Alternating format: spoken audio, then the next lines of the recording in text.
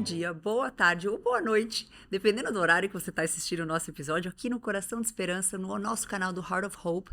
Eu sou a Jana Bonassi e eu trouxe um episódio hoje aqui para vocês que, assim, é incrível, né? Vocês sabem que eu adoro pessoas no Instagram, figuras no Instagram, eu adoro encontrar essas pessoas que fazem a diferença.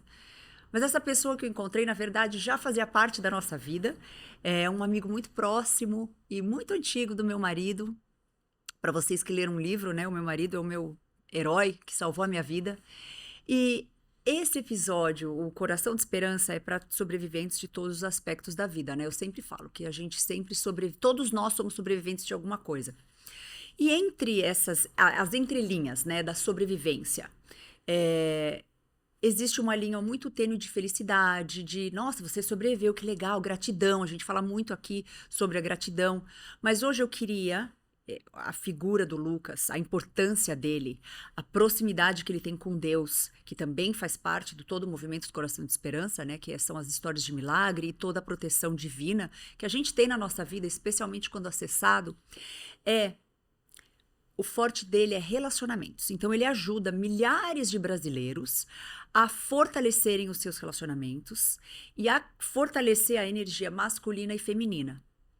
O que é muito lindo, eu mando muitas partes do vídeo dele pro meu marido, pra minha irmã, é aquele conteúdo gostoso de partilhar, mas hoje eu queria que ele não só trouxesse o trabalho dele, tudo que ele fala nas mídias sociais, o trabalho que ele faz com os alunos dele, mas também como que sobrevive num relacionamento de sucesso, situações difíceis. Então agora eu vou passar a bola para ele vai introduzir e a gente vai começar. Oi, Lucas. Tudo bem, Jana? É um prazer estar aqui. Obrigada por estar aqui, Lucas. Obrigado pelo convite, mesmo. é um prazer. Então me fala, conta para os nossos ouvintes, o que você faz? Qual que é o trabalho que você faz nas mídias sociais e como que você ajuda e contribui para a sociedade e para os casais, solteiros, para eles que estão buscando um relacionamento? Sim, hoje eu posso dizer que eu me considero um professor. Meu background disciplinar veio muito de um processo autodidata durante muitos anos, mas depois eu busquei uma formalização também como teólogo, como filósofo, como psicanalista, que eu uso muito a psicologia profunda, que é a vertente da psicologia do Jung, né? Que trata de arquétipos, que trata de traumas, trata de sombras e também de padrões coletivos, que traz muita resposta em relacionamento onde outras disciplinas não trazem. Né? Mas principalmente eu acho que meus papéis principais é marido da Luciana e pai da Mari. Claro, que é o que mora no meu coração. Com certeza, é o que move, né? Sem dúvida. É família. É a família. É o que move. Família. Você falou agora de traumas. Quando a gente pensa em relacionamento, a gente sempre fala, nossa, mas eu vim com os meus traumas, eu trouxe os meus traumas no meu relacionamento. E quando o trauma é dentro do relacionamento? Mas não particularmente uma traição, mas não, algo que mexe o cônjuge ou a sua esposa ou o seu marido, que é no meu caso, né? Sim. Eu trouxe uma história muito difícil para minha família. Quando eu falo eu trouxe, como se tivesse sido culpa minha. Eu sei que não é, mas, né? Aconteceu com você. Aconteceu comigo. Então agora existe, vamos entrar nesse, que eu sei que muita gente passa por isso, inclusive eu já entrevistei sobreviventes, a esposa e o marido, e a gente quer saber como que é, né? Para a pessoa ali que está apoiando a pessoa naquele momento de dor, como é que é. Então, vamos falar um pouquinho sobre o seu trabalho, eu quero saber, e o que você falaria qual que seria uma boa teoria para superação em matrimônio para casais que estão passando por um momento difícil, ou a esposa, ou o marido. Eu acho que o ponto principal, Jana, é a gente entender que o nosso matrimônio é a escolha mais importante que a gente vai fazer na nossa vida. Sem dúvida. Por causa disso, é extremamente importante que não seja uma decisão de impulso, nem de reatividade, muito menos baseada no que a gente chama de paixão, de ter se apaixonado. Eu não estou dizendo que o matrimônio não deve ter paixão, eu estou dizendo que a decisão do matrimônio não deve ser paixão. Não é por paixão. Então ela é um elemento da decisão, mas ela não é o protagonista da decisão. E por que isso? Porque a jornada matrimonial, e a gente estava falando um pouco nos bastidores, muita gente acreditando casou e viveu feliz para sempre. Quando isso é muito longe da realidade matrimonial. Eu falo, eu pergunto para as minhas alunas, você quer casar? Ela fala, eu quero. Então saiba que o homem certo para você vai te infernizar. Sua vida vai piorar. Ele vai trazer vários benefícios. Ele vai trazer várias vantagens. Mas vai. Mas ele vai te infernizar. A sua vida vai piorar. E aí o que vai acontecer é que esse estresse vai fazer você se tornar uma mulher melhor, vai fazer você se tornar um homem melhor. Por que isso é extremamente importante? Porque se a intenção estiver equivocada, ou a gente se juntar por conveniência ou por paixão, é muito frágil esse vínculo para criar uma cooperação entre o casal, uma intimidade para o casal para passar por momentos difíceis. Então, principalmente para sua audiência, que fala de sobreviventes, de pessoas que passaram por paradas cardíacas ou por similares a isso, você tem que entender que a escolha inicial, a triagem de quem está do seu lado é o critério mais importante. É o fator crítico de sucesso. Ah, Lucas, mas eu já casei, eu já estou há 10 anos com uma pessoa, talvez ela não tenha todos os atributos e virtudes ideais, o que eu faço?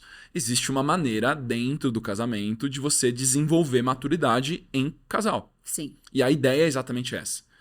Então, uma das primeiras coisas que eu falo é, você precisa ancorar os princípios relacionais. Verdade, respeito e diálogo.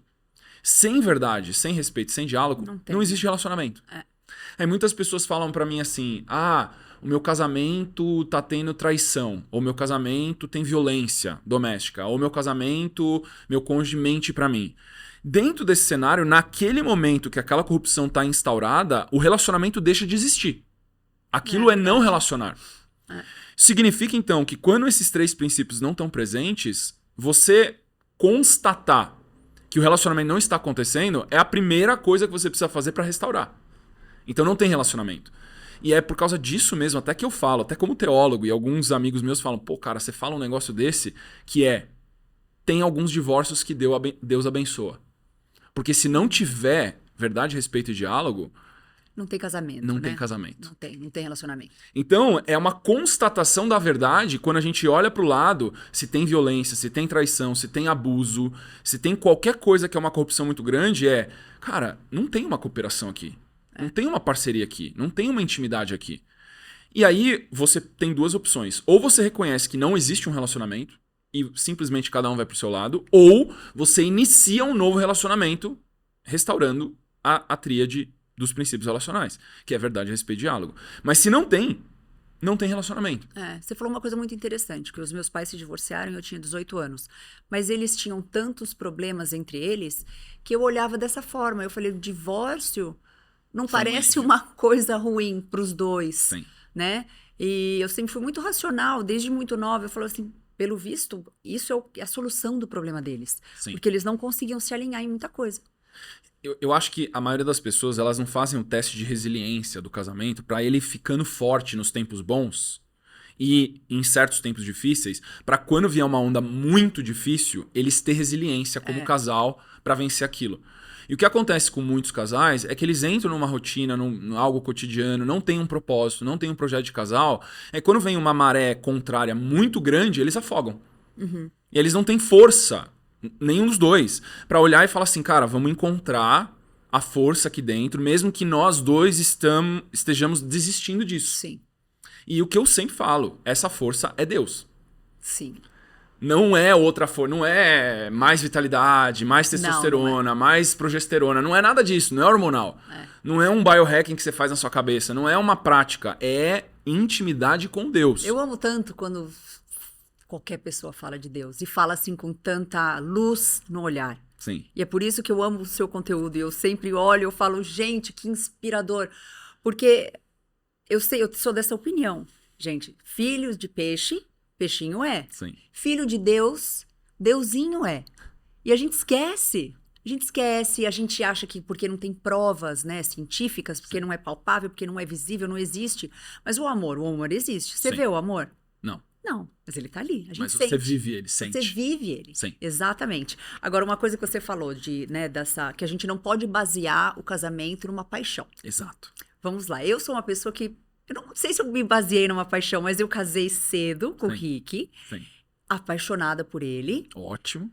Tem que estar presente. Tem que estar presente, né? Eu não sinto que essa foi a decisão, mas vamos lá. Se a gente tivesse que falar com meninas, né? Você tá nos seus 20 anos, que a gente não consegue separar ali a paixão paixão parece ser amor, ela vem mascarada com tantas outras coisas que você fala, não, afeto. muito afeto, né? É a química, vem com tanta coisa que você fala assim, é óbvio que isso é amor. Sim. Que na verdade é paixão, né? Sim. Como é que a gente consegue colocar isso em perspectiva para ajudar assim a tomar a decisão certa para que você tenha alguém realmente escolhido de uma forma mais racional, mas dentro de um plano tão irracional? Sim. Porque a paixão, né? Sim.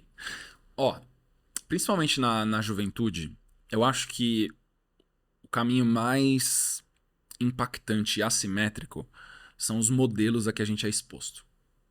Porque não adianta eu falar para um jovem de 20 anos a pensar com profundidade, refletir Não sobre a adianta. vida. Porque tanto o homem quanto a mulher é emocionalidade.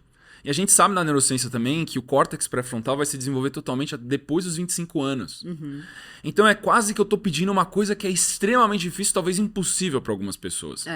Mas os padrões masculinos e femininos a que esse menino ou essa menina foram expostos na criação impactam totalmente o processo de tomada de decisão instintiva. Tá? Então, se expor a modelos saudáveis numa idade jovem é extremamente vantajoso.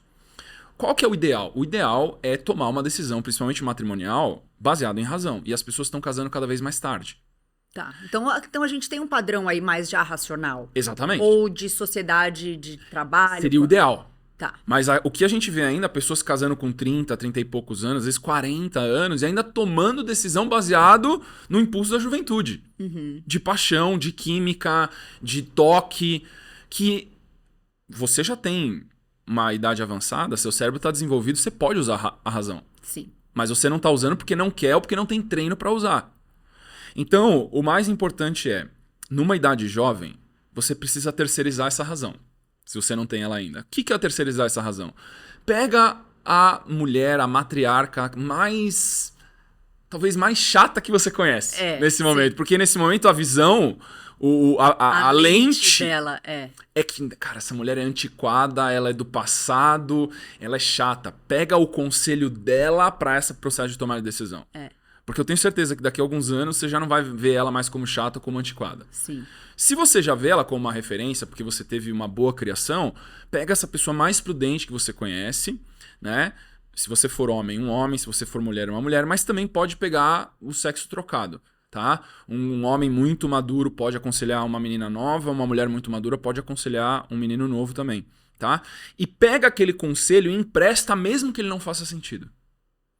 Se você coloca no bolso ali, né? Ver se te serve ou não, mas... Se você tá enlouquecido pra casar com alguém e essa pessoa que é prudente, que ao longo do teste do tempo teve grandes sucessos afetivos e relacionais, ou outras áreas da vida também que prosperaram muito dessa pessoa, e essa pessoa olha pra você e fala assim...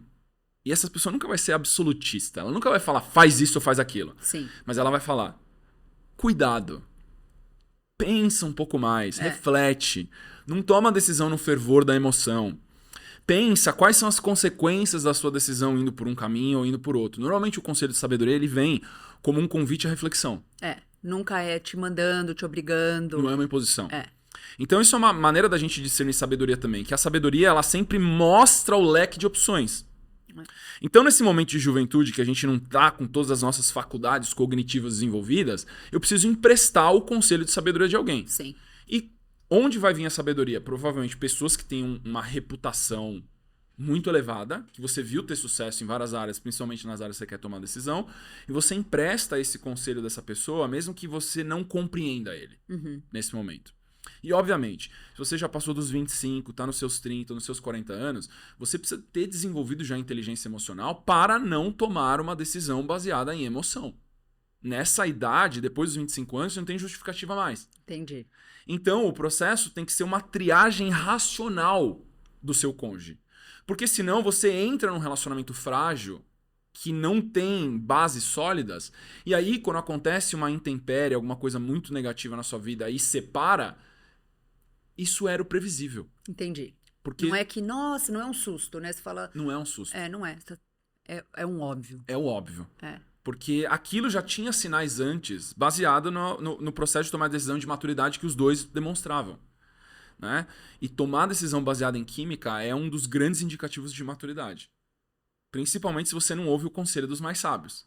todo mundo tem o mais sábio na vida, né? Tem, com Todo mundo certeza. tem, Com certeza. né? Sempre tem. A gente tem toda a nossa pedagogia, ela se baseia, um pilar principal é o trabalho do psiquiatra Dr. David Hawkins, né? E ele cunhou, foi até a tese de pós-doc dele, que foi os níveis de consciência humanos. E uma das coisas que ele demonstra lá, e que é muito relevante para esse assunto, é que só menos de 5% das pessoas chegam no nível verdadeiro do amor. Oh, uau! E a gente fala, nossa, 5% da população é algo baixo. Mas se a gente parar pra pensar, todo ser humano tem, em média, entre 100 a 150 vínculos afetivos íntimos. A gente consegue ter intimidade com até 150 pessoas. Se você for pensar que 5%, nós estamos falando de 5 a 8 pessoas que têm sabedoria no seu círculo íntimo. É mais do que o suficiente para você tomar decisões É verdade. assertivas. É. Então é só você conseguir discernir das 100, 150 pessoas que você conhece pessoalmente, quem são as 5 ou 10 que têm uma sabedoria muito acima da média no assunto que você quer. Sempre vai ter, né? Sim, só que isso não é característico da juventude, né? Não. A juventude acha que sabe tudo. Sabe tudo. E Acha sabe que é mais. imortal. É. Acha que sabe tudo, acha que é imortal e que não precisa de conselho de ninguém. É. Então, eu acho que o processo educativo é errar, sofrer, descobrir que não tem todas as respostas, para depois voltar e fazer uma reflexão de quem é que tem essa resposta que eu preciso. Ou como que eu obtenho essa resposta que eu não tinha, que me fez sofrer muito e que agora eu quero ter para acertar. Então, é o processo de desenvolvimento pessoal na sua essência. Desenvolver maturidade é dolorido. É dolorido. Tem com preço, né? Tem um preço alto. Tem um preço alto. Tem. Lucas, como que você define Deus? Boa pergunta. A gente sabe que a energia do tudo é a energia do amor, né? Que ele está presente. Tem muita gente que leva Deus já para o lado mais religioso, algumas pessoas para o lado mais espiritual. Eu não vejo Deus necessariamente personificado. Apesar de, na sua onipotência, ele pode se personificar, como fez em muitos momentos da história, através do seu Filho, Jesus Cristo, e através de todos os santos e todos os sábios que andaram na Terra, eram personificações parciais ou totais dessa fonte. Mas Deus, para mim, como que eu definiria ele em palavras, seria a fonte essencial da vida. É o que está até por detrás da vida, é o que traz significado para a vida. E o que traz significado para a vida é vigilância, é vigília. É um estado, e vigília pode ser um sinônimo para um estado de presença. E a gente vai observar que tudo aquilo que traz muita profundidade e significado para nós na vida, que traz preenchimento no coração, é quando você interage com algo que está muito presente. E presença tem a ver com realidade. Aquilo que é presente é muito real. É no momento que você vê o seu filho chorando por algo que para ele é absolutamente importante. Naquele momento que você vê aquele fato real pro seu filho dentro do contexto limitado dele de entendimento, aquilo se torna real para você. Porque aquele momento é muito real. É. Quando você passa por um evento, como você passou de... eu tenho um risco real de morte e minha vida tá em risco. Esse momento extremamente real, como você falou, que mudou o Rick, mudou o seu marido. Porque traz essa presença que a vida quase que obriga a gente a ter em certos momentos. Porque na vida cotidiana, quando a gente tá num estado de familiaridade, tá tudo muito previsível, a gente entra num modo automático. Robozinho. Faz tudo meio que no automático, você tá meio que no stand-by, seu nível de consciência tá ali só pra executar a função. Mas quando acontecem essas grandes rupturas, seja pro bom ou seja pro ruim, a vida fala, você vai ter que ficar presente nisso aqui, porque isso aqui é importante. E aí a gente começa a entender qual é a verdadeira profundidade da vida. E nesses momentos, eu acho que a gente cria uma intimidade com o que é sagrado. E é através desse sagrado, que é algo totalmente intangível, mas é algo que você vive, você sente e na sua intangibilidade é extremamente concreto. Porque você não tem dúvida de que aquilo é sagrado. É sagrado. Você sabe. E outras pessoas podem estar vivenciando isso do seu lado e para elas não foi. Mas para você foi. E aquilo te muda. E você fala, depois dessa experiência, eu quero ter mais do sagrado na minha vida. Uhum. Pra mim, como ser humano, Deus, e eu não quero limitar a explicação de Deus, porque Deus é inexplicável também. Mas Deus se manifesta na vida humana como esses momentos de extrema conexão e de intimidade com aquilo que é profundamente sagrado para nós e que traz significado para a vida. Porque não é só o viver, é o viver com significado. Sim. Então, eu não sei se foi satisfatória a minha explicação, mas... Foi muito satisfatório, foi muito linda. Em pensar em Deus como todo momento presente na nossa vida, né? Exato. De tudo que a gente sente, que para nós é real. Sim. E ele é essa grandeza, né? Dentro da nossa vida. Sim. Aquilo que tem mais significado. É. Aquilo que é mais profundo, aquilo que me chama pro presente.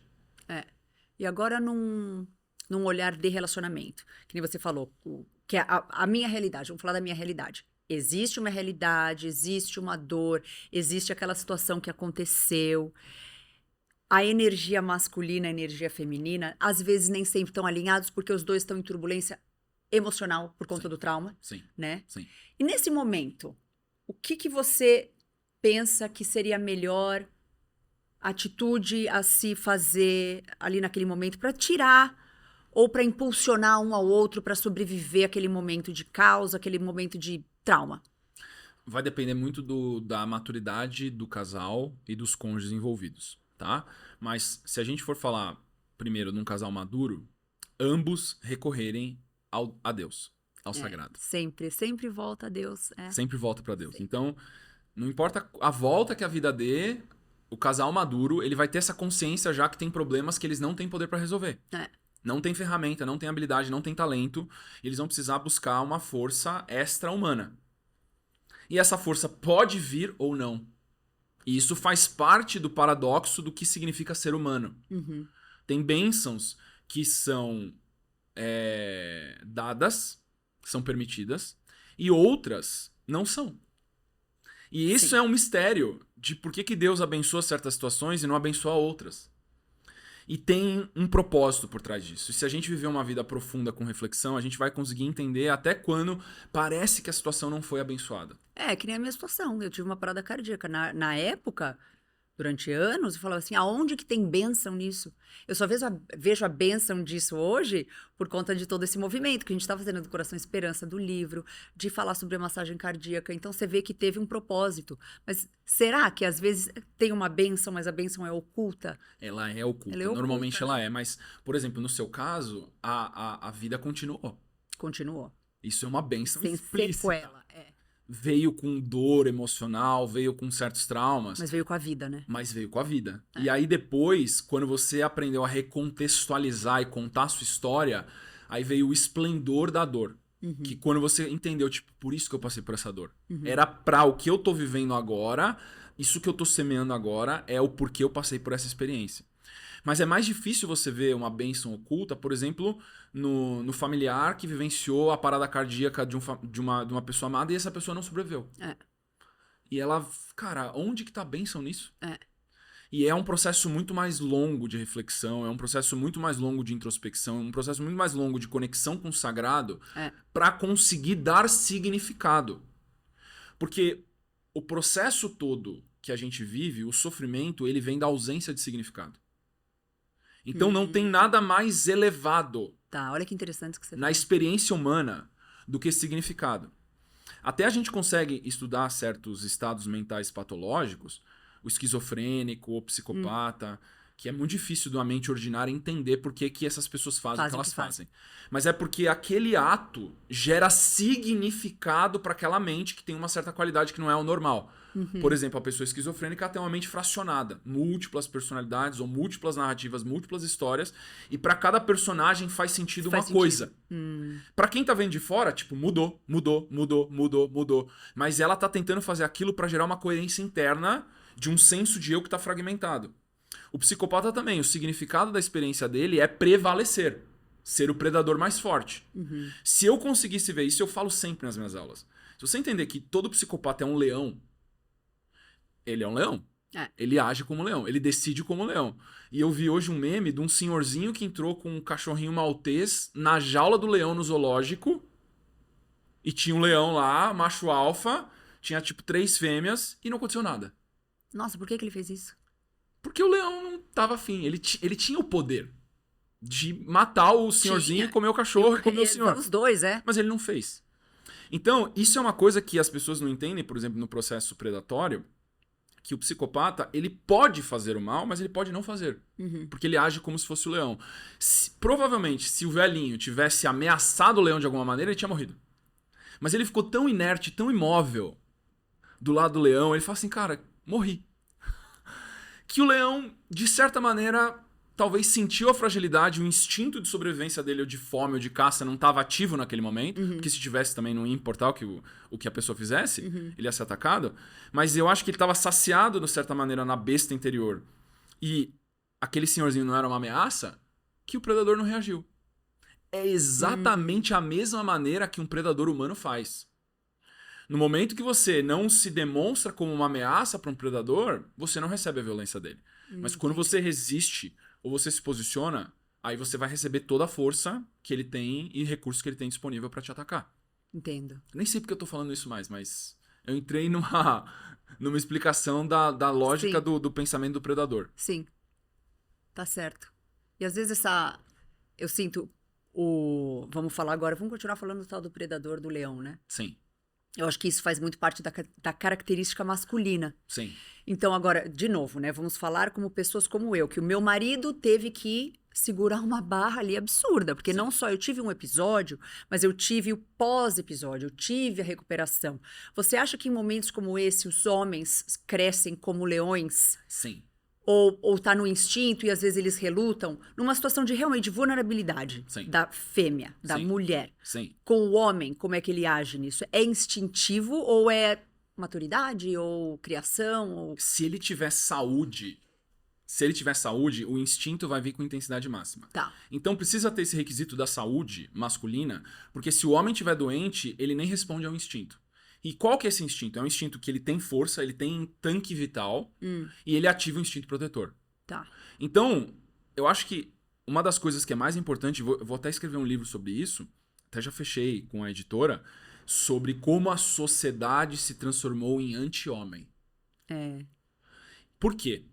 Porque é do interesse de quem acredita em engenharia social, que é controle da população e das demográficas e de tudo que envolve engenharia social, que o homem seja fraco. É. Porque se os indivíduos homens forem fortes, engenharia social não é possível. Não, verdade. Que a gente estava falando nos bastidores, estava falando com o Rick, né? Eu me propus a falar de relacionamento para homens e mulheres. Porque eu ensino sobre princípios e sobre espiritualidade, é importante para os dois. É. Só que 80% da minha audiência são as mulheres. Essas mulheres são muito mais sensíveis ao conselho alheio. Principalmente se ele for estruturado, se ele for coerente. Os homens, eles são muito teimosos. É, né? Natureza. Ele precisa quebrar a cara muitas vezes pra falar, talvez esse cara tenha alguma coisa pra mim aí. É que engraçado, né? Porque até os patriarcas, o podcast que a gente acabou de participar... Sim. Eu tenho certeza que são as mulheres que vão amar escutar. Isso. Por que será disso? Porque tudo bem que a gente é mais receptivo em receber ajuda, mas eu acho que a gente também tem muita curiosidade, talvez, da teimosia masculina. Eu acho que intriga as mulheres essa teimosia masculina e até do lado da fêmea existe um instinto que eu falo que é instinto de domesticação. E todas as mulheres têm isso, tá? Desde a fêmea até a matriarca, que é o quê? Cara, esse macho é muito intrigante, ele é forte, eu quero ter ele pra mim. Mas eu tenho que domesticar ele. Porque do jeito que ele tá, ele é muito indomável. Ele me irrita ou ele é desconfortável. Coisas de ser de homem que desagradam as mulheres. E aí, todos os dias da vida dela, ela vai levantar pra domesticar esse macho. É do instinto feminino. Isso vem através de pequenas coisas. Pequenas coisas. Amor, faz isso pra mim. Amor, tipo, analisa a atenção e a disponibilidade dele de acordo com o capricho dela. Tá. Nem é uma coisa tão essencial, mas ela tá medindo a disponibilidade dele. Tá. Disponibilidade emocional. Disponibilidade emocional, intelectual ou material. Tá. Qualquer tipo de disponibilidade. É vigília que ela tá testando. Pra ver se ele tá disponível. Só que olha o paradoxo. As mulheres que conseguem domesticar os seus machos perdem o interesse e se separam. Difícil, né? Depois o Rick fala, vocês são tudo louca. Então, de uma certa maneira, você vai tentar domesticar ele, sem dúvida nenhuma. Mas se você tiver sucesso, você perde totalmente o interesse. Tá. Então, essa teimosia masculina tem um espaço também no próprio processo de manutenção matrimonial. Porque se ele for domesticado, ela chega numa conclusão evidente e óbvia que ninguém tira da cabeça dela. Ele não é forte o suficiente pra me proteger. Porque se eu dobrei ele, Qualquer um pode dobrar. tem outras forças muito piores do que eu lá Isso fora. tudo inconsciente, né? Inconsciente. Inconsciente. Quando eu falo Intrigante, né? Intrigante. E eu acho que eu acabei de mudar o tópico do nosso podcast, Lu. Eu acho que aqui você vai trazer esperança no coração das pessoas em relacionamentos, Ótimo, vamos lá. né? Eu acho que agora me clicou. Ótimo. Porque as coisas que você está falando são muito inspiradoras. E realmente a gente precisa de esperança. Sim. O Coração de Esperança é um movimento de esperança para sobreviventes. O que é um sobrevivente? Vamos lá. Você já deve ter sobrevivido a um trauma. A minha filha sobreviveu a mamãe ter passado por tudo isso. Sim. Minha mãe sobreviveu a um divórcio. A minha irmã sobreviveu a dois abortos espontâneos. Então, assim, a gente sempre tem... E a gente consegue, nesses momentos, falar: Deus, por que eu? Sim. A perder a esperança, a perder a fé. Sim. Então vamos lá continuar a falar dessa energia masculina, feminina e o que as mulheres fazem. E eu achei engraçado isso, porque hoje a minha filha me mandou uma mensagem, ela tá lá no Broa: mamãe, cadê aquela blusa que eu odeio? Filha, a mamãe trouxe pra Alphaville. Você odeia, então eu peguei pra mim, eu tentei explicar pra ela o que eu fiz. Sim. Então a mamãe trouxe de volta, Tá. pra guardar pra Alphaville e pra gente voltar pra casa, que eu peguei pra mim. Mas por que você fez isso? Aí eu mostrei pro Rick, eu falei: amor, tá entendendo? O grau de loucura é natural, que eu nunca ensinei isso pra ela. Por quê? Olha, tem sentido? Não, não tem. Mamãe, eu odiei a blusa, mas eu queria tentar de novo. Então, na verdade, eu não odiei.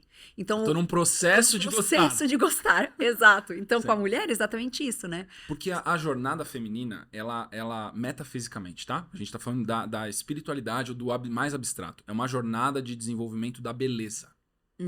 Por isso que aí a gente consegue entender várias funções que as mulheres escolhem espontaneamente, não forçadas, né? Como você escolheu o caminho de ser Miss. Ninguém te obrigou a ser Miss. Não. Mas foi um interesse genuíno que despertou no teu coração. É. Você fala: acho que esse negócio de Miss aí combina comigo.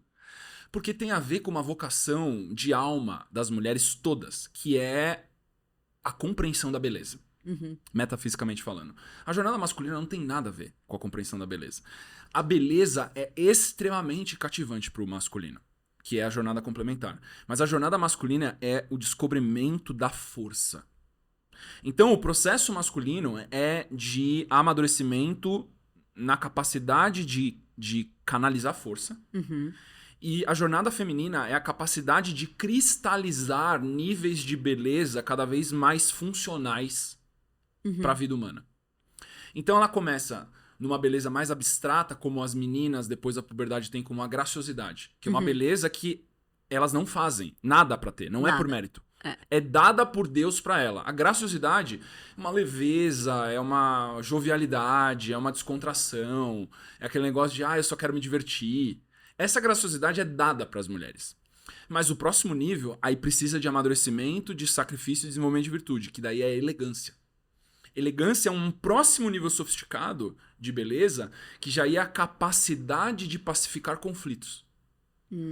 É aquela mulher, igual a gente falou no podcast dos patriarcas, que não bate de frente com o seu marido. Tipo, fala no ouvido dele, coloca aquele perfume que ele gosta, vai jantar no restaurante que ele gosta. Por quê? Porque você tá fazendo um priming, que é preparando ele pra influenciar uma decisão que você quer que ele tome. Sim, e que na verdade as mulheres não querem fazer isso, mas mal sabem nós, que é isso que vai fazer a gente ter o resultado que a gente quer, Exato. né? E a melhor coisa é o seguinte: você influenciar o seu marido numa decisão que é benéfica pra família, deixando ele achar que a decisão foi dele. Sim. Você já viu aquele filme da família grega? Eu não esqueci o nome agora. Que as mães gregas, lá tem o pai e ela quer namorar um americano, e o pai, nossa, não pode nem sonhar dela namorar um americano, e uma das tias vira pra ele e fala: o homem é a cabeça, mas a mulher é o pescoço, a gente gira a cabeça deles pra onde a gente quiser. Perfeita analogia. Só que aí a gente vê com essas disfunções de papéis sociais, as mulheres querendo ocupar esse espaço de ser a cabeça, só que existe um problema muito grave nisso, que a alma feminina anseia por segurança. Isso é verdade. Tudo que as mulheres fazem na vida é para obter segurança. Quando ela toma o volante e ela vira a protagonista da vida dela, é tipo assim, cara, eu tenho que resolver. Eu que tô no volante. Sou eu que decido. Eu sou a líder. Nesse espaço de liderança, você não lida com segurança, você lida com risco. Uhum. Só que você tá ocupando um espaço inerentemente masculino. E aí o que acontece é que você entra num processo de estresse crônico. E aí você sente cada vez mais camadas de estresse. E eu falo que as mulheres que ficam nesse estado, elas envelhecem 2 vezes mais rápido. Mais rápido. É. Porque esse espaço é desgastante. O que é natural para as mulheres e que traz felicidade, que isso é o mais importante, é ela conseguir sentar no banco do passageiro e ela olhar para o motorista e confiar plenamente que ele vai levar ela para o melhor lugar que ela nem sabe qual é. Uhum. É. E confiar. Por causa do vínculo de valores, de similaridade de valores que eles têm. Aí ela pode descansar na viagem e pensar no bem-estar de todo mundo que tá naquela viagem no carro. Sim. Qual que é a música que ele gosta, qual que é a parada que é legal porque tem uma vista, onde é que a gente pode ter um momento legal, e ele tá ali pensando em pilotar o carro. Então, esses dois mindsets diferentes ilustram nessa metáfora muito claramente o que seria uma feminilidade clássica e uma masculinidade clássica. Uhum. A mulher, ela gerencia os afetos. O homem gerencia os resultados. Para viver uma vida plena, precisa das duas coisas. Precisa. Você precisa de resultado, tem que pagar o aluguel, tem que pagar o supermercado, tem que pagar a escola das crianças, mas tem que... Mas o mercado tem que se tornar alimento, né? Tem que se tornar o almoço, tem que se tornar janta. É. A escola tem que se tornar cultura, educação e algo que enobrece os nossos filhos. Sim. Então, esse olhar e você colocar um homem para fazer esse trabalho de criação dos filhos, ele vai fazer. Assim como se você colocar a mulher como líder familiar para gerar o provimento. Ela vai fazer também. Só que o que a gente tem que entender é que a âncora biológica, o corpo masculino e o corpo feminino não foi feito para isso. A testosterona, ela tira a nossa capacidade de análise de detalhes. Provavelmente você deve já ter pedido pro Rick, tipo, amor, arruma a cama hoje. E aí ele arrumou a cama, tipo, porque a Jana pediu. Vou fazer isso porque minha mulher pediu. É. Aí quando você chega no quarto, fala assim, nossa, que horrível, cara. Sim, não eu sempre acho horrível quando mulher arruma a cama. A almofada tá torta, a fronha tá assim, tá assimétrico. Mas ele tinha certeza absoluta que tava perfeito. Ele arrumou a cama, Arrumou. né? Ele executou a tarefa. Ele executou a tarefa. Só que aí, normalmente, a mulher que não vai ter a compreensão da mente masculina vai falar assim, mas você não fez com carinho. É. Você não fez Você com fez de afeto. qualquer jeito. Você fez de qualquer jeito. Eu quero que você queira fazer direito. Só que o problema é que a âncora biológica masculina da testosterona é um esforço hercúleo pra pensar em todos os detalhes. Seria muito melhor se você chegasse pra ele e falasse assim, tira o lixo de casa. Mais fácil. Dá Lava uma o tarefa. carro. É. Abastece o carro. Porque é uma tarefa que ela é binária. Uhum. Não é como arrumar a cama, que tem um gradiente de qualidade afetiva dentro daquilo. Sim. Tem jeitos ruins, médios e excelentes de fazer a cama. Quando você pedir coisas que têm gradiente afetivo, os homens vão performar muito mal. Agora, quando você pedir tarefas binárias, os homens vão performar excelentemente bem. Uhum. Então, compreender essas diferenças, porque a cadeia hormonal feminina também é para aumentar a sensibilidade. Porque se a jornada metafísica é para desenvolvimento da beleza, beleza necessita de sensibilidade. O desenvolvimento de reputação, de admiração, de construção de força, precisa do processo da cadeia androgênica de testosterona. Então, o corpo masculino é construído para desenvolver força. Tanto no físico, como no emocional, como no intelectual, como no espiritual. O corpo feminino é construído para desenvolver beleza espiritual, beleza intelectual, beleza afetiva e beleza material. Quando vida, né? E vida. E quando junta força e beleza, nasce vida. Lucas, você é um professor, você tem alunas. Sim. Você tem alunos? Muitos alunos também. Alunos também. Sim. Que faixa etária que são? Tem alguma média? Tem. Normalmente acima de 35 anos. Acima de 35? Acima de 35 porque eu acho... Qual que é a minha tese? Eu não consegui provar ela ainda. Mas é que a pessoa não se ferrou o suficiente ainda. A pessoa acha que ainda tem respostas.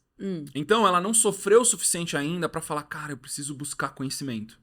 Então não são pessoas que desanimaram ou tiveram algum trauma no relacionamento, ou são viúvas ou viúvos, ou sofreram algum tipo de abuso. São pessoas que tiveram Relacionamentos insucessos. Mas pode acontecer também de ter tido traumas, de ter tido divórcios. vem de uma força muito grande, né? Você ter um trauma no relacionamento e falar, não, eu vou buscar ajuda porque eu ainda quero Não, tem muito público encontrar. maior de mulheres, mas também por causa da sensibilidade feminina. Mas tem homens também que vêm que estão muito machucados. Machucados. Machucados. Então a pessoa tá numa casca, tá retraída, não quer se relacionar, não confia no sexo oposto mais e fala assim, cara, me ajuda a sair disso aqui. E ela iniciou um processo. Mas tem também aquelas pessoas que não sofreram agudamente, como num trauma muito característico, mas ela sofreu cronicamente. Tá. Se a pessoa já namorou, sei lá, 10 vezes, 15 vezes e, tipo, sempre termina igual. E por isso que você fala que não sofreu o suficiente. Não Porque sofreu. tem o mesmo padrão, Exato. né? De escolhas, de comportamento. E aquele padrão da pessoa relacional já é uma normalidade. E isso é extremamente perigoso, porque ela fala assim, beleza, eu já vou namorar mais um cara e a gente vai se apaixonar e a gente vai ter 6 meses maravilhoso, depois 6 meses de treta e aí termina. Entendi. Só que o problema é que cada um desses ciclos afetivos, primeiro que você entra cada vez um pouquinho mais machucado. Você entra Claro. um pouquinho mais neurótico, porque você tem mais requisitos que tem que ser atendidos, que não podem ser igual aos seus ex. E aí você entra um pouco mais machucado, demora mais pra você confiar. Normalmente a paixão diminui de tempo por causa desse ceticismo, e normalmente as brigas acontecem antes. Porque não tem um processo de reflexão e de amadurecimento. O que eu fiz de errado nos meus relacionamentos Não, passados? é o outro que errou, né? É o ex que é narcisista, psicopata, megalomaníaco, e eu sou a princesa da Disney. Entendi. Ou eu sou o rei da cocada preta. Aham. Então a pessoa sempre sai com a ideia de que foi perfeita. E isso acontece por causa de um princípio também que eu chamo de reciprocidade afetiva. Que normalmente o que acontece com quem foi muito machucado é exatamente isso. O que é a reciprocidade afetiva? A reciprocidade afetiva é que eu tenho que dar afeto no nível de atenção que o outro dá. Se eu sou uma pessoa carente, mal resolvida com a minha história, cheia de traumas, eu entro num relacionamento já com um certo déficit. Sim. Eu não tive sucessos relacionais. Então, esse relacionamento precisa funcionar mais. Então, as minhas apostas são mais altas. Mais altas, tá. A pessoa carente, então, ela entra apostando muito mais. Quando ela entra apostando afetivamente muito mais, ela cai num viés de eu preciso fazer que o outro goste de mim. E aí o que essa pessoa normalmente começa a fazer, principalmente se ela tem qualidades desejáveis ou admiráveis, é uma pessoa boa, tem virtudes. Ela começa a dar afeto de maneira irrestrita. Tá. Então ela dá... Too much. Ela Dá demais. mas ela dá afeto sem um contraponto. Sem a pessoa ser afetiva de volta. Sem ser afetiva e sem merecer. Tá. Aí o que acontece, até no melhor cenário, quando você pega uma pessoa carente ou traumatizada do passado, que ela entra num relacionamento com um outro saudável. Uma pessoa que não tem traumas e que tá disponível para um relacionamento sério. A pessoa carente, ela começa a dar afeto que tá desvinculado do nível de atenção que o outro deu.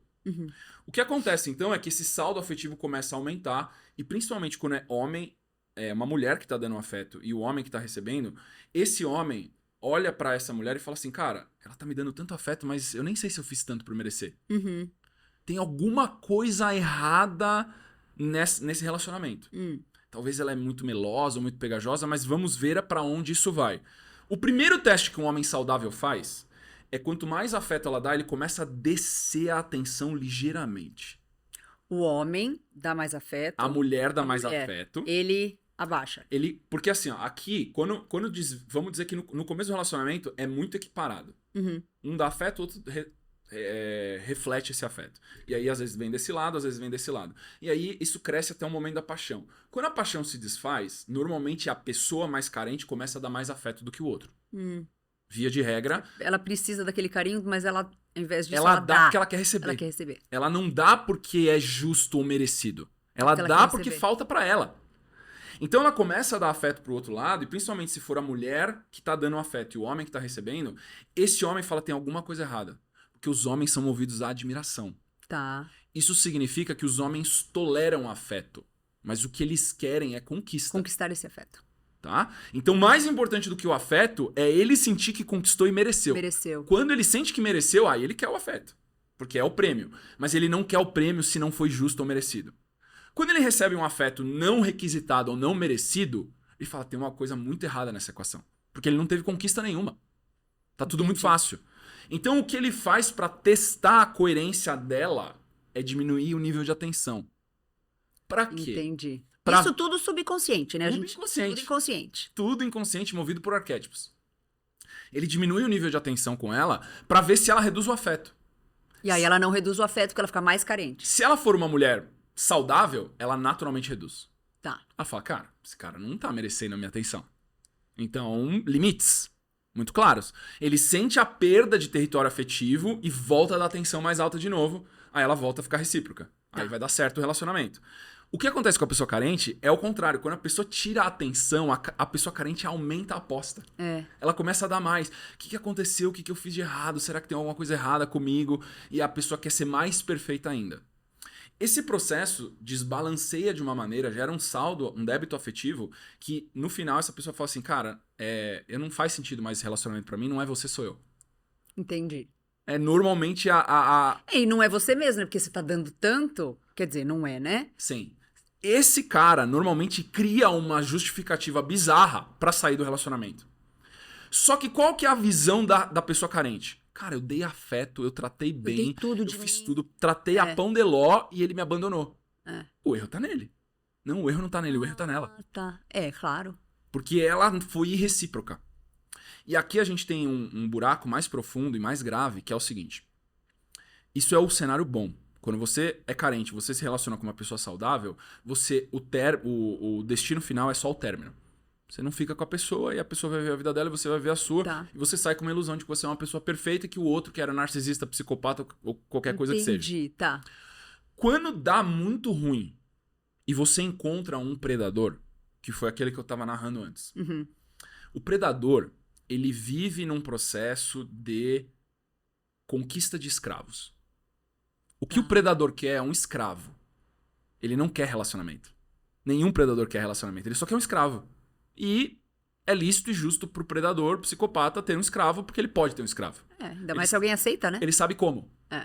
Então, esse é o processo mental que um psicopata, por exemplo, passa, um narcisista passa. Eu quero um escravo, eu vou conquistar um escravo, ponto final. Quando ele encontra uma pessoa carente, ele fala assim, encontrei meu escravo. E aí o que acontece é que o psicopata ou o narcisista, eles conseguem ser extremamente perfeitos e encantadores no começo. Eles não mostram nada de imperfeição. Nada. Então, aquilo que você falou, quando você conheceu o Rick e ele demonstrava, tipo, coisas bestas dele pra você, que não mostravam ele como um homem admirável, forte, você falou, pô, esse cara é autêntico. Autêntico. É. Isso é o oposto do que um psicopata ou um narcisista faria. Ele é realmente perfeito. Tudo que você espera, tudo que você deseja, nem sabe que deseja, o cara apresenta. Ele apresenta tudo e supera todas as suas expectativas de princesa da Disney. Porque ele quer alimentar a ilusão de princesa. Ele quer que você chegue à conclusão de que você encontrou seu príncipe e que você vai ser feliz pra sempre. E aí esse processo de a pessoa carente dá quantidades cavalares de afeto. Uhum. O predador acompanha na perfeição. Ele fala assim, cara, achei minha alma gêmea. Uhum. Tipo, essa pessoa me acompanha no nível mais profundo da minha carência, ela me atende. É. No momento que tem uma inflexão aqui, que é essa pessoa tem fé total de que encontrou o seu parceiro de vida, de que tá totalmente entregue, tá totalmente apaixonada, o predador começa a retirar. E no momento que começa a retirar, tem um novo teste, que é aquilo. O carente, ele dobra a aposta. É. Essa pessoa começa a subir o afeto de uma maneira totalmente desmedida, e o predador fala, tá muito próximo do escravo dessa pessoa. Ele vai tirando. Até o ponto que ele tirou totalmente a atenção e vira violência. Da parte dele. Da parte dele, porque o predador, ele não quer desengajar. A pessoa saudável, quando fica muito... Ela quer sair. Ele quer o tá contrário, fala, não quero isso pra mim. Tchau. Ela termina antes das coisas piorarem. O predador não, porque ele tá querendo ir no processo de violência de escravização. Tá. E o carente, ele não tem limites. Ele dá afeto infinito. Então, quanto pior o predador trata, mais afeto a vítima dá. Uau. Chama síndrome de Estocolmo isso. Ah. É um apaixonamento da vítima pelo agressor. E não tem como sair. Precisa de intervenção externa. Sério? Porque virou escravo. Virou Real. mesmo, né? Virou escravo real, psicológico. Você fala pra pessoa, levanta e sai, pede uma medida protetiva e pede pro FBI que você mude a sua... Ela fala, não posso. Se ele suspeitar que acontece isso, eu morri. Uau. Tá totalmente presa afetivamente no predador. E o predador sabe disso. Tá.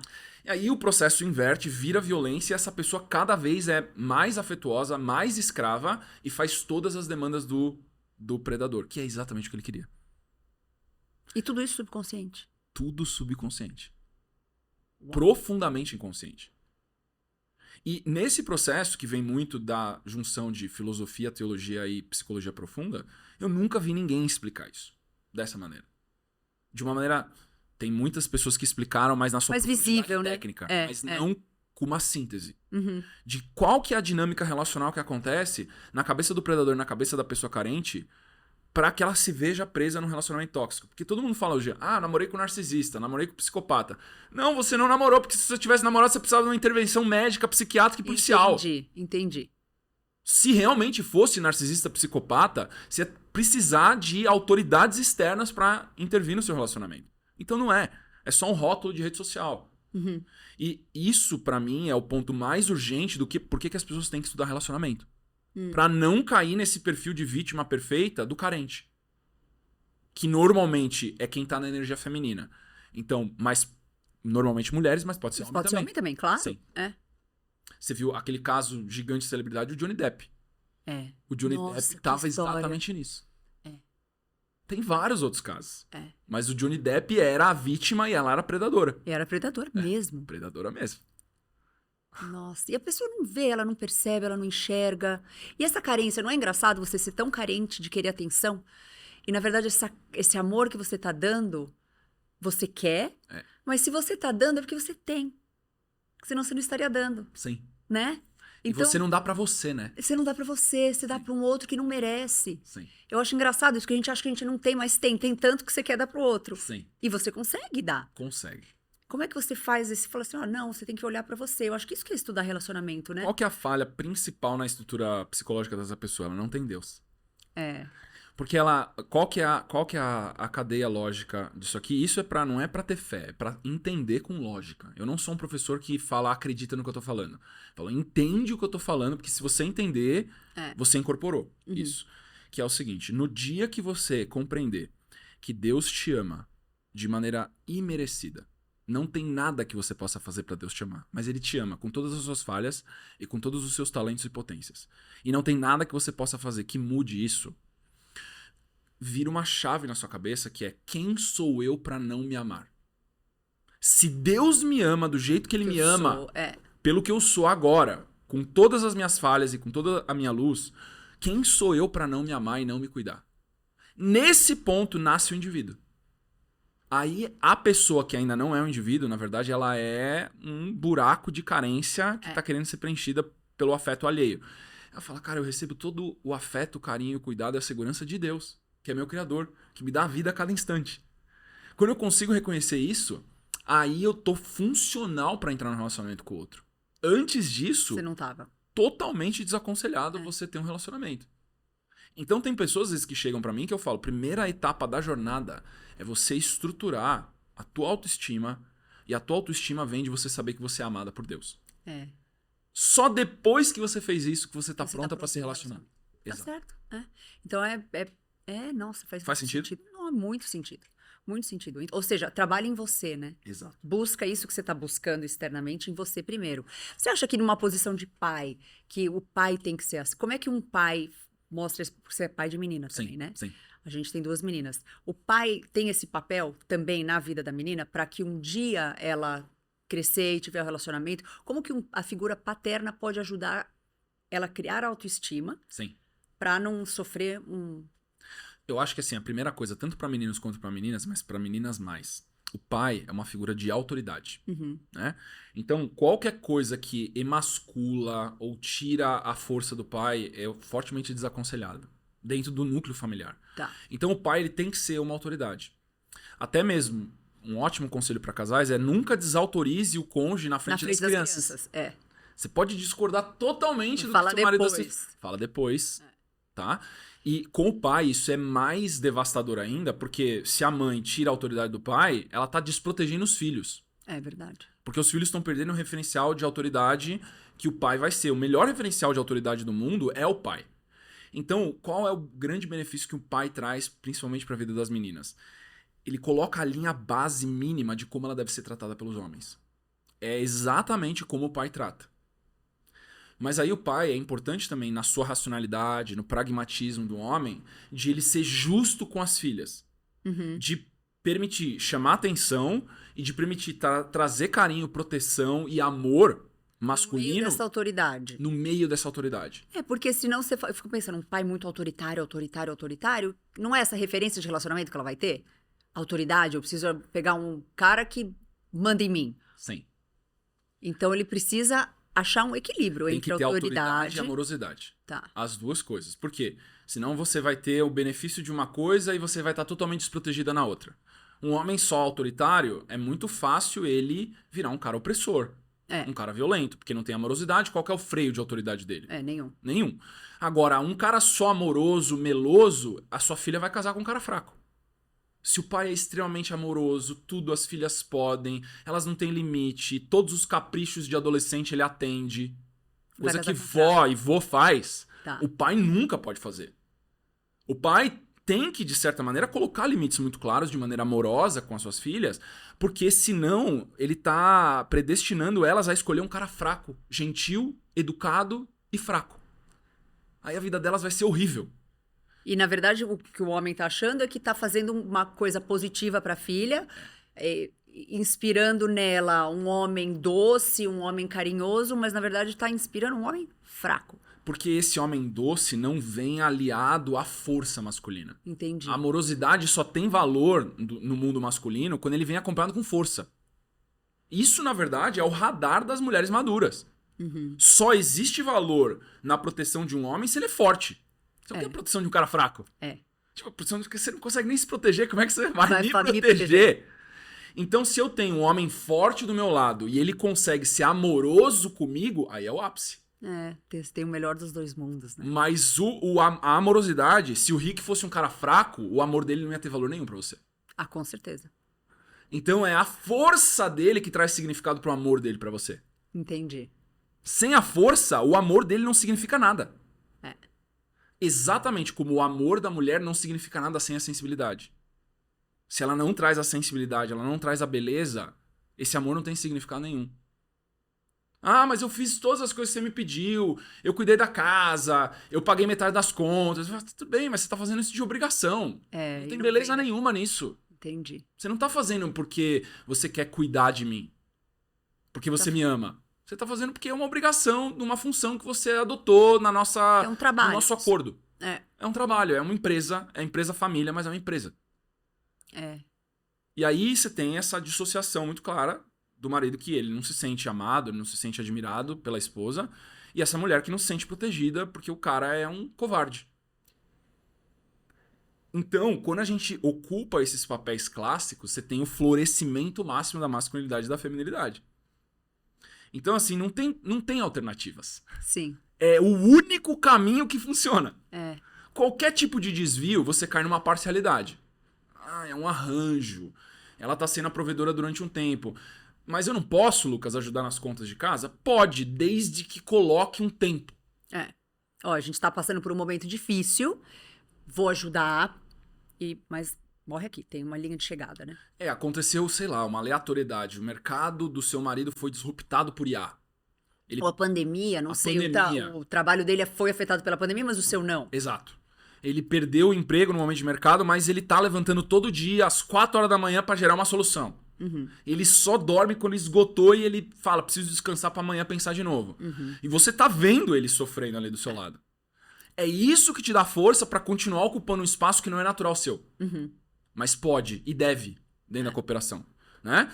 Mas ele tem que estar extremamente incomodado com a mulher dele ocupando o espaço que é dele. Ele não pode acomodar, falar, quer saber que bom que então que eu perdi, que bom que aconteceu isso, porque agora ela cuida de mim. Que é o que acontece com muitos casais. O cara tá desempregado, aí ele pega o seguro-desemprego, aí ela fala assim, tá, beleza, eu vou pagar as contas. Você tem, sei lá, 3 meses, 6 meses de seguro-desemprego. O que você vai fazer hoje? Hoje eu vou jogar FIFA.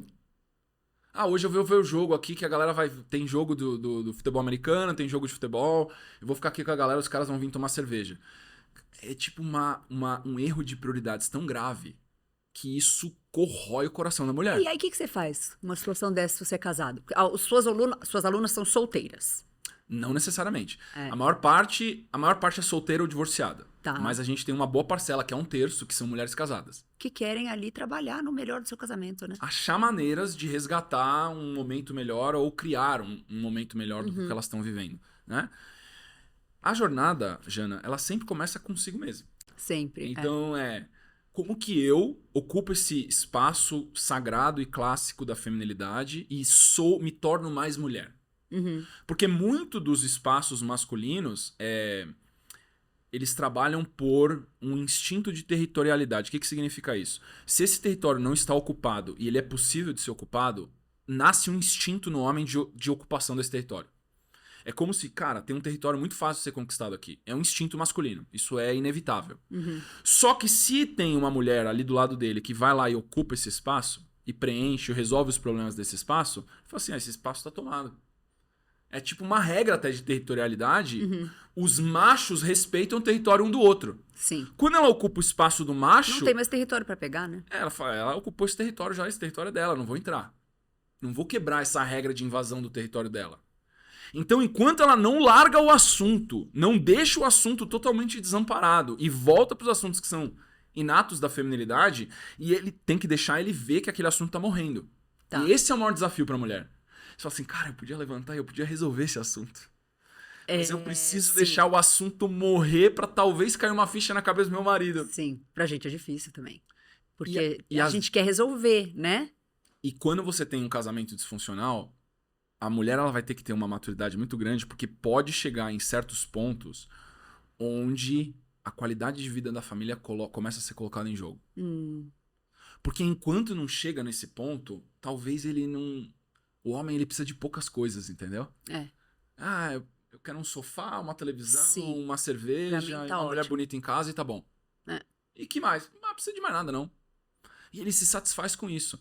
E as mulheres, na sua sensibilidade, a visão de vida, de qualidade de vida das mulheres é muito mais sofisticada. Muito mais.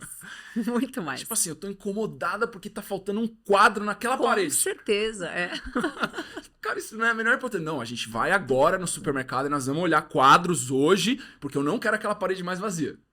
Tá bom. Aí ele não vai porque o quadro se torna importante, ele vai porque você pediu. E isso é extremamente importante. É o poder que o posicionamento feminino tem no posicionamento masculino. Então, se você se posiciona num assunto que é uma responsabilidade para a sobrevivência da família, que deveria ser ele, mas você foi lá e resolveu, você tirou a carga dele. A gente não pode tirar a carga do marido Não pode nesse tirar. aspecto, né? O homem cresce no empilhamento de pressão. Então, quanto mais pressão é empilhada, é a única coisa que faz um homem ascender para algo novo. Tipo, preciso de mais conhecimento, preciso me conectar com outros homens, preciso estar em outros ambientes. É o empilhamento de pressão de problemas insolúveis. Quando a vida começa a ficar fácil, por exemplo, uma mulher extremamente disciplinada, resolutiva, que resolve a vida inteira, ele fala, cara, maravilhoso, minha mulher, eu vivo em férias. Porque A mulher não dá problema pra ele. Não dá problema nenhum. Isso é o pior tipo de casamento que tem. Porque ela tá extremamente desgastada, ela sente que tá envelhecendo rápido, que ela tá adoecendo, e o cara tá sentado no sofá, adoecendo também, que a masculinidade precisa de pressão, não fazendo nada, não se sentindo útil. Uau. Provavelmente os dois estão entrando em estados de doença, de depressão, patológicos. Faz sentido isso? Nossa, faz super sentido. E na paternidade, que agora eu fiquei curiosa com essa questão de autoridade, né? Mesmo porque eu acho que eu e o Rick, a gente, por ter passado por tudo isso e tal, eu acho que a gente ainda tá muito se curando nesse aspecto. Mas, por exemplo, as nossas filhas, cadê a autoridade ali com elas? Eu morro de medo, né? Falo, será que eu não sou firme o suficiente? Porque a Estela tem muita dor, ela é muito frágil. Então, às vezes eu falo, tadinha. Quando eu não acho, quando o meu instinto materno não quer falar, tadinha. Tá. Sabe? Legal. Então, e aí, né? Onde que entra o... Porque às vezes a mãe não vai dar... Tanto é que eu sempre falo muito com o Rick, falei assim, amor, sabe essa fase que você quer não existir? Que é a fase da adolescência das nossas filhas, que você quer entrar num buraco e só sair lá pra frente? Sim. Eu vou precisar de você. Sim. Muito. Sim. Mais do que você imagina. Sim. Porque o que eu vou falar não vai fazer sentido. Sim. Elas precisam saber da tua visão, Sim. da visão masculina, para elas saberem se relacionar, para elas escolherem namoradinho ou, enfim, né, conviver ali nesse outro mundo que vai fazer sentido para elas.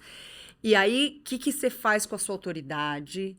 Como que você balanceia ela? E que papel que o homem tem que tomar nessa jornada, por exemplo? Qual que é a dinâmica familiar que eu vejo que é mais natural e gera melhores resultados?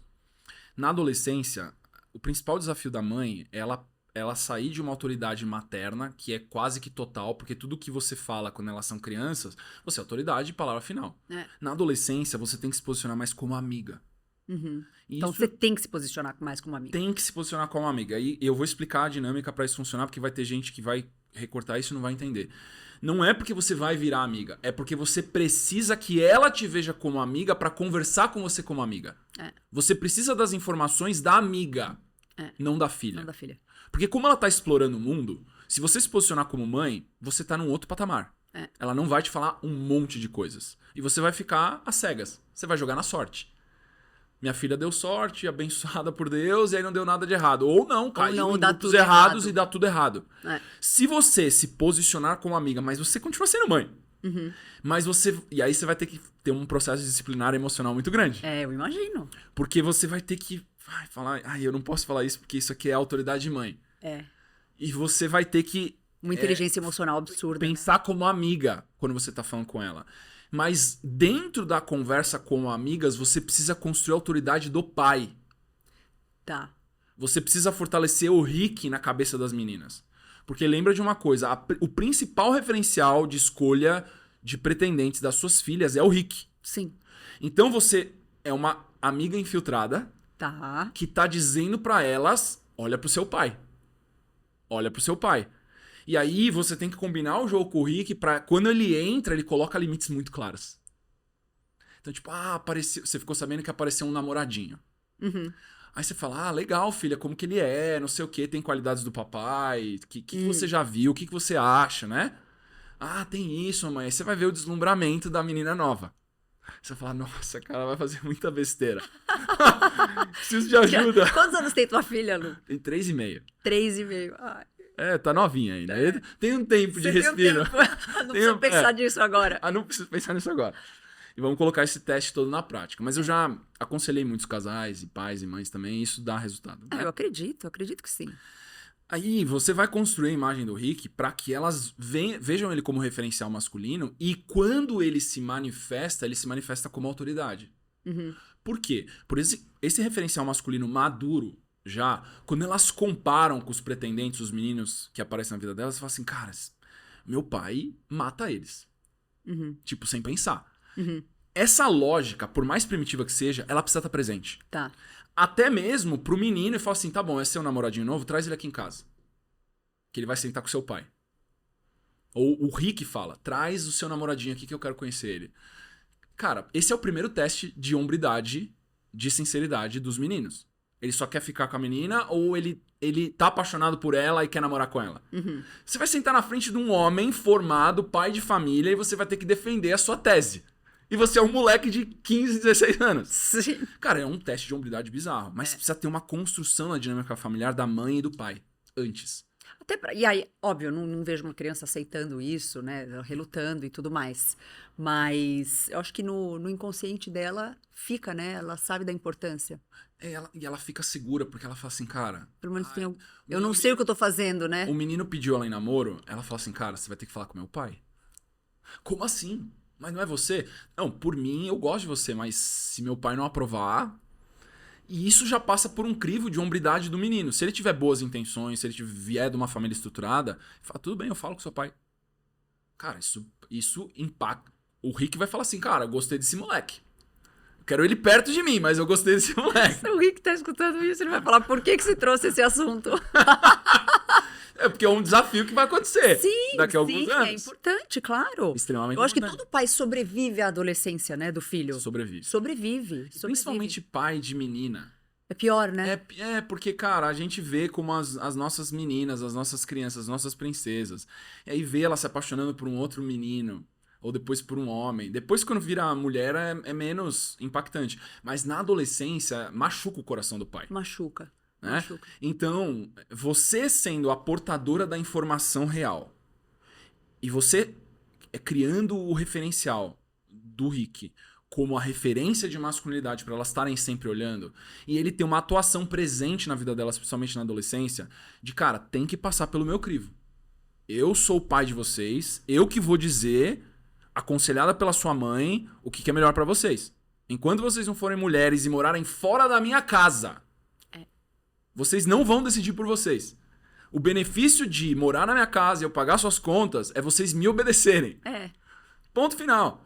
Então, goste disso ou não goste, vai ser desse jeito. E por mais que tenha chilique no primeiro momento, depois isso gera uma segurança absurda. Da criança. Da criança, da adolescente, da Tá. menina. Tá. Porque ela fala assim, cara, é uma referência, tipo, eu tenho que seguir aquilo. Isso dá segurança, né? E é uma postura, não é uma postura injusta. Ele não tá dizendo não. Não, ele Ele- não tá. Ele tá... Ele tá criando critérios, baseado na experiência dele como homem, na sua como mulher, do que é melhor pra filha de vocês. E isso, via de regra, funciona. Se tiver essa construção bem feita, com cuidado, com sensibilidade, que vai ter que ser sua, porque pode ser que ele perca a mão. Muito provavelmente. Aí você fala, calma, Rick, calma. Sim. Não precisa matar o menino é de família. Entendeu? Que vai estar Baixaram. espumando. É. Ele vai estar espumando. Porque ele sabe das intenções do moleque com a filha dele. Então ele vai estar, tipo, eu tô me controlando porque você pediu pra eu me controlar. Calma, calma. A nossa filha precisa passar por isso. Sim. E precisa mesmo, amadurecimento, todos nós passamos, né? Exato. Mas é aquela fase que ninguém quer estar vivo pra ver. Exato. Ainda mais homem, com menina. Não. Mas eu sinto que há uma diferença na maternidade depois de tudo isso que aconteceu, porque fragilizou muito a família. Sim. Mas eu acho que fragilizou eu e o Rick também. Sim. Então a gente é muito mais propício a querer dar tudo pra elas Sim. e falar sim pra elas, Sim. porque a gente acha que a dor que elas passaram fragilizou elas. Eu tô reparando no comportamento da Estela agora, porque ela tá fazendo 10 aninhos, e eu tô vendo e falo assim, ai, Jana, eu acho que tá na hora de não esquecer esse assunto, mas falar, olha, vamos mudar o nosso propósito, vamos transformar a sua dor em algo positivo, Sim. pra gente não ficar nessa, tadinha de mim, eu mamãe, mas eu passei por isso e tal. Não, peraí. Sua dor não te define, filha. Sua dor não te define, exato. É o que você faz com a sua dor. E aí, então, essa narrativa que começa a virar protagonista pra adolescência dela, cara, o poder que os pais têm é absurdo. Quando a gente tá no papel de pai e de mãe, a gente meio que esquece disso. Mas a influência de pai e de mãe, da visão de pai e de mãe, é extremamente influente, inclusive na adolescência também. É que a diferença não é que o poder do pai e de mãe diminui, é que entram outros agentes, que são os grupos, que são as influências narrativas, amigas, as celebridades. Então, essas narrativas também, mas o poder de pai e de mãe continua igual. Então, se tem um núcleo muito claro que ela consegue comparar pra ver incoerências fora, fica muito mais fácil ela tomar decisão. Porque o pai e a mãe estão bem posicionados. E aí elas falam assim, cara, isso aqui é errado. Se seu pai souber o que você tá fazendo agora, o que ele vai achar? Cara, eu sou deserdada. Meu pai me expulsa de casa. Então eu não vou fazer. A minha esposa, a Luciana, falou assim, cara, muitas coisas na minha vida, ela nunca bebeu, ela nunca usou drogas, ela nunca quase foi pra festa, porque ela falou assim, cara, eu não conseguia imaginar voltando pra casa e meu pai me vendo bêbada. Tipo, impossível, impossível. E ela nunca fez isso e nunca desenvolveu nenhum desejo por causa disso. Nunca nem pagou pra ver, né? Nem pagou pra ver. Isso tudo por causa da autoridade Do pai. do pai. Exato. E autoridade com amor, né? Com amor. Não precisa ser uma autoridade violenta. Não. Porque você pensa em autoridade, você já vem um general na cabeça. Ditador. Um ditador, Não, a autoridade, uma das qualidades do amor tem a doçura, mas tem a severidade também. Severidade é você tendenciar ou motivar aquela pessoa amada para a direção que é melhor para ela. Muitas vezes o amor severo não é agradável para quem tá aplicando ele. Não, não é. Você não gosta de chamar a atenção do seu filho, Não. da sua filha. Ficar falando não, ser aquela figura que... Aí você vai no shopping, papai quer um brinquedo. E já comprou sei lá quantos brinquedos. E toda vez aí agora vai no shopping e tem que comprar um brinquedo. Eu quero falar, vamos comprar mais um brinquedo pra minha filha. Mas não pode. Mas eu falo, cara, se ela acostumar que toda vez que sai tem que comprar um brinquedo ou alguma coisa, isso tá mais ajudando ou prejudicando ela? Prejudicando. Prejudicando. Aí eu falo não com dor no coração. Mas eu falo, não, filha, hoje não. Se você quiser comer alguma coisa gostosa, que a gente vai no restaurante, mas hoje não é dia de comprar brinquedo. Porque senão não tem limites.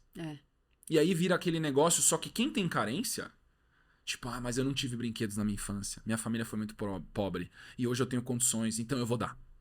Isso é uma impulsividade. É uma reação que não tem nada a ver com o que é melhor pra minha filha ou meu filho. Tem mais a ver com a minha carência. Carência, é. Com a minha falta de resolução, com a minha história.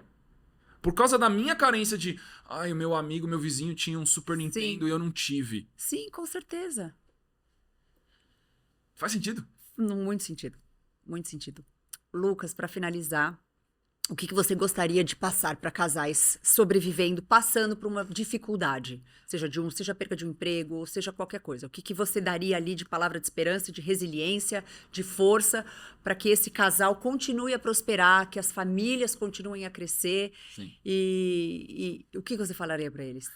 Eu falaria busque em Deus. Não com religião. A religião da sua preferência, ou se você não tiver uma religião que você tenha afinidade, busque Deus como essa fonte sagrada da vida, que é esse chamado de presença a cada instante que você respira, você teve uma oportunidade de viver de novo, e como a vida é frágil, né, em certos momentos. E a gente às vezes deixa passar porque a gente acorda todos os dias e fala assim, amanhã tem mais um dia, amanhã tem mais um dia, mas vai chegar um dia que amanhã não tem mais um dia. E essa urgência, se a gente conseguir trazer para nós essa urgência de que minha vida eventualmente vai acabar. Ela é um ativo escasso e eu não tenho dias infinitos. Nesse momento nasce o adulto maduro, que é essa pessoa que sabe que um dia vai morrer. E esse saber que um dia vai morrer traz uma urgência de viver o momento presente com a maior qualidade possível para a construção de um propósito, para a construção de um legado, de coisas extremamente significativas. E o que separa a juventude da maturidade é exatamente essa clareza que o tempo vai acabar. E aí eu vou ter a motivação necessária, a urgência necessária para investigar o que está dando errado nos meus relacionamentos, no meu momento de perda, no meu momento de inverno, e achar uma solução. Porque eu tenho que estar no estado emocional para aprender também. Sim. Porque se eu tiver entorpecido, mas amanhã tem mais um dia, depois tem mais um dia, e daí ano que vem vai ser diferente. Com essa ideia de imortalidade, eu não tenho motivação para resolver meus problemas hoje. Porque é um negócio de, mas na próxima vida eu resolvo. Não, você tem que resolver o problema agora. Você tem só agora. Não existe mais nada além do agora. É verdade. E ter essa clareza da temporalidade da morte traz a urgência pra gente viver o momento presente e atacar o problema com toda a nossa força e a nossa vida. É verdade. Lucas, fala suas redes sociais, aonde que a gente pode te achar. Os seus conteúdos são maravilhosos, eu sou apaixonada. Adoro mandar para minhas amigas, para minha irmã, pro meu marido, claro, para trazer tópicos para mesa de jantar. Onde que a gente te segue? É meu nome, tá? Lucas Scudeler no YouTube e scudeler.lucas no Instagram. Pois eu posto aqui. Mais fáceis de achar esses caminhos. Maravilha. Lucas, muito obrigada. Obrigada por você que assistiu. Eu espero que vocês tenham aprendido muita coisa e sido tocada pelas palavras dele. Porque eu sinto que o Lucas, ele é muito claro no amor que ele sente por Deus, a presença que Deus tem na vida dele, como mensageiro mesmo. Então, eu espero que vocês tenham gostado. Sigam a gente, deem um like nesse vídeo, porque esse aqui foi muito especial. Se inscreve muito no obrigada. canal também, né? Se inscreve no canal, por favor, para vocês não perderem nada. Obrigada. Tchau, Obrigada, gente. Lucas. Obrigado, Jana.